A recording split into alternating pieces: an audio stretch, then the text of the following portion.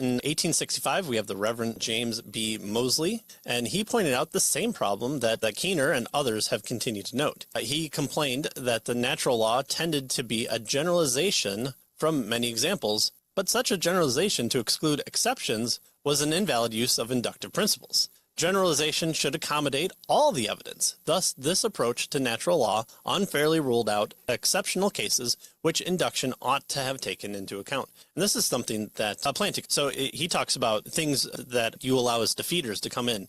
And even if it's claim from a stranger, you should take it in and have it be part of your system to figure out if something happens. The claim that, do you know that you're cheating on your wife on a particular day? We have you on video at this convenience store, but you know that you were in bed next to your wife that night. So does the testimony of the stranger and the video evidence outweigh for you? Does it defeat your claim of knowing that you were in bed next to your wife on that day? And so having these types of evidences just pushed to the side, you might say, hold on, let me take those into account, and maybe I'm sleepwalking. Maybe there's another explanation. But just to dismiss it outright and say those can't even enter into my purview of evidence, it's not what we do in induction. And even with Plantinga, he's going to say you probably do have more warrant, but people's defeaters for what they know are varied and a little bit more on the subjective side there. That's what Moseley is talking about, is you can't just dismiss them. You have to allow them to be